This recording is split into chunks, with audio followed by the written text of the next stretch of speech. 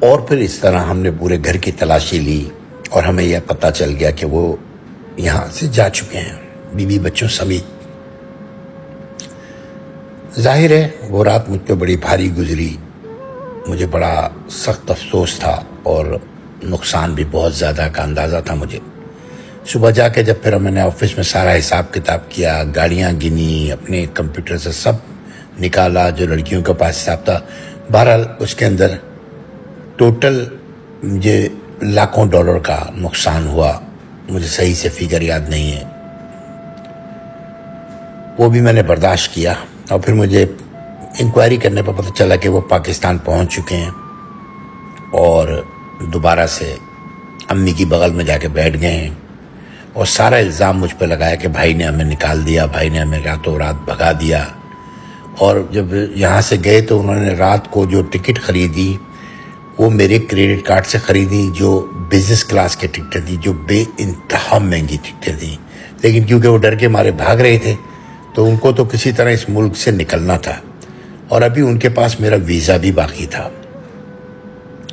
یعنی ان کا ویزا لگا ہوا ابھی 1 سال ہوا تھا اور وہ میرے خیال 3 سال کا ویزا تھا۔ بہرحال وہ چلے گئے۔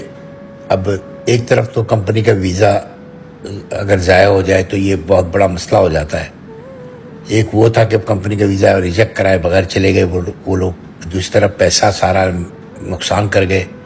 بہرحال مجھے کوئی اس نقصان سے مجھے کوئی اتنا بڑا فرق نہیں ہوا، لیکن صد افسوس ہوا کہ دوسری دفعہ اس بھائی نے مجھے پھر دھوکہ دیا۔ جب میں نے پھر جاپان میں اپنے دوسرے چھوٹے بھائی کو بتایا تو وہ الٹا مجھ پہ ناراض ہونے لگا، کہنے لگا ہاں میں نے ان سے بات کی تھی آصف بھائی سے، وہ پاکستان پہنچ گئے اور آپ نے بڑی زیادتی کی اور آپ ان سے حساب مانگ رہے ہو، یار بھائیوں میں کیا حساب ہوتا ہے۔ اب مجھے بتائیے کہ جب کاروبار ہوگا تو اس میں حساب نہیں ہوگا؟ حساب تو ہوگا نا، کمپنی کو میں نے بھی حساب دینا ہے، اکاؤنٹنٹ کو میں نے حساب دینا ہے، خود مجھے پتہ ہونا چاہیے۔ اور میں نے اتنا بڑا امپائر کھڑا کیا تھا دبئی کے اندر، وہ اسی کے لیے کیا تھا کہ اس کو میں وہاں بھیج دوں گا اور وہاں جا کے یہ اور میرا جو بہنوئی ہے وہ دونوں اس جگہ کو چلانے لگیں گے۔ خیر میں نے پھر وہ چھوٹے والے بھائی کو، جو سب سے چھوٹا تھا، جو ساؤتھ افریقہ میں تھا، اس کو جا کے دوسرے دن ملاقات کی، اس سے الگ میں بیٹھ کے بات کی تو کافی فالٹی وہ بھی تھا، لیکن وہ اس قسم کی چوریاں نہیں تھیں، وہ چھوٹی موٹی چوریوں میں انوالو تھا، اور وہ بس وہ اپنا روز کے خرچے چلانا اور عیاشی کرنا، بیوی کے ساتھ گھومنا، اس طرح کا اس کا دماغ تھا۔ تو خیر نہیں، اس کی بیوی وہاں نہیں آئی تھی، دوستوں وغیرہ کے ساتھ گھومنا۔ خیر میں نے اس کو کہا کہ یار اب ایسا کر کے تو چلا جا دبئی، میں تو نہیں بیٹھ سکتا، تو شارجہ کی جو سپر مارکیٹ ہے، پھر میں اس کو لے کے 2-4 دن کے بعد سارا حساب کتاب جو بچا کچا مال تھا سب تھا، میرا نیا مال کو آرڈر کیا میں نے جاپان سے، اور میں دبئی اس کو لے کے چلا گیا۔ دبئی لے جا کے میں نے پورا سسٹم اس کو سمجھایا، وہاں پر میرے بہنوئی موجود تھے جو چلا رہے تھے وہ جیسے تیسے، اور وہ میرا ایک دوست تھا ٹھگ، وہ ٹھگ بھی وہیں پہ تھا، اور وہ سسٹم کچھ چل رہا تھا، بس لٹ رہا تھا، چل رہا تھا، ایسے ہی تھا وہ نا۔ اچھا میرے بہنوئی جو تھے وہ چوری اور چکاری میں بالکل نہیں تھے، اس میں جو بات صحیح ہے وہ صحیح ہے۔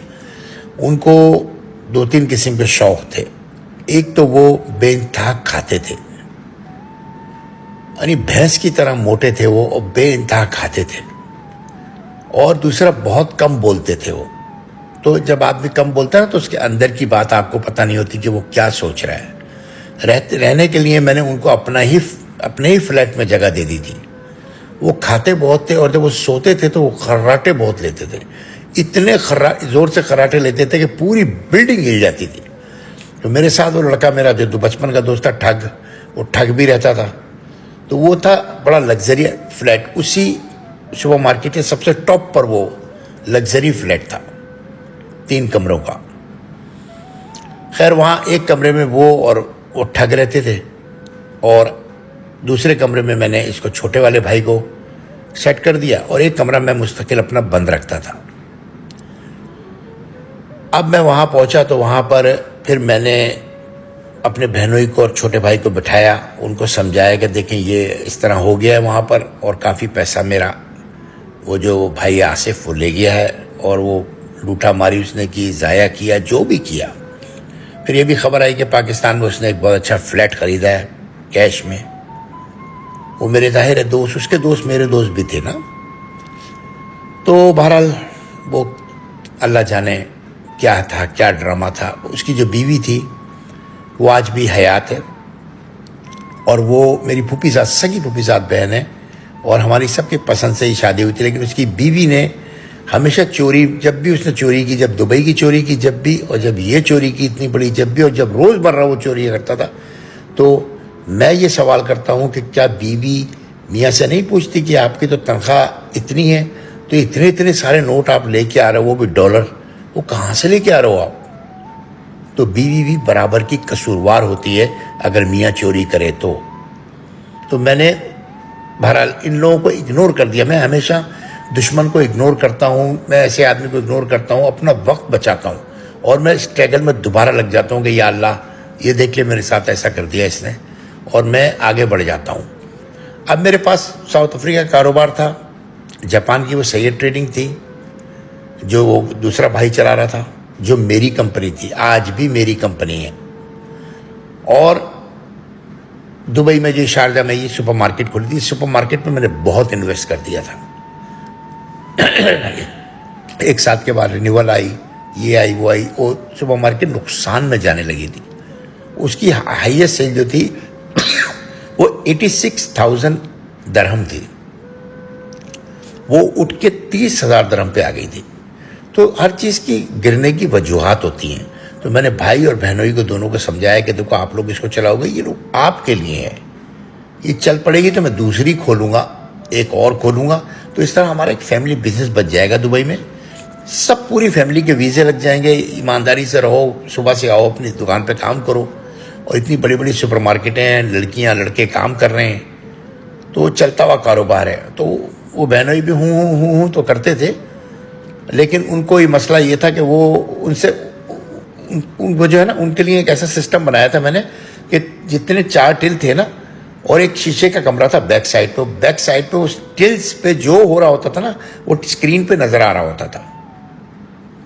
اور ایک بٹن دبانے سے چاروں جس ٹل کی چاہو نا رپورٹ نکل کے آ جاتی تھی کہ اس میں کیا بکا ہے، اور کیمرے سے آپ قریب کر کے دیکھ سکتے تھے کیا ہو رہا ہے، کیا کر رہے ہیں. تو بہنوئی صاحب جو تھے ان کی ٹل جب کبھی وہ بھی کھڑے ہوتے تھے، جب لڑکی شارٹ ہو جاتی تھی تو وہ کھڑے ہوتے تھے، تو ان کی ٹل پہ ہمیشہ پیسے کم نکلتے تھے. مقصد ایسا ہوتا تھا جیسے پیسے چوری ہو گئے، 100 درہم، 200 درہم، 300 درہم، ایسے. یہ کافی بڑی رقم ہوتی ہے اگر وہ پیسوں میں لگائیں. تو میں نے بیٹھ کے کیمرے پہ چیک کیا ہے، میں نے سوچا کہ یار یہ چوری تو نہیں کرتے ہوں گے. دیکھا تو وہ ان کو جو ہے نا نظر کم آتا تھا، ان کا جو چشمہ تھا نا، تو وہ جب کوئی ان کو 5 درہم کا نوٹ دیتا تھا یا 10 درہم کا نوٹ دیتا تھا، وہ سمجھتے تھے 100 درہم کا نوٹ ہے، تو وہ اس کو 99 واپس کرتے تھے. جب اگر کسی نے 1 درہم کا سودا لیا تو میں سمجھ گیا کہ یہ مسئلہ یہ ہے کہ یہ 2-3 دفعہ دن میں جو ہے نا 10 درہم کے نوٹ کو 100 کا سمجھ کے واپس کر دیتے ہیں. تو میں نے ان سے جب کہا تو وہ ناراض ہو گئے. تو پھر 1-2 دن کے بعد میں نے انہیں بڑے پیار سے بولا کہ بھائی جان میں آنکھیں چیک کرانے جا رہا ہوں، اگر آپ بھی چلے میرے ساتھ. تو وہ پہلے سے تھوڑے سے سڑے ہوئے تھے مجھ سے، تو کہنے لگے ارے میاں کیا آپ سمجھتے ہیں ہماری آنکھیں خراب ہیں؟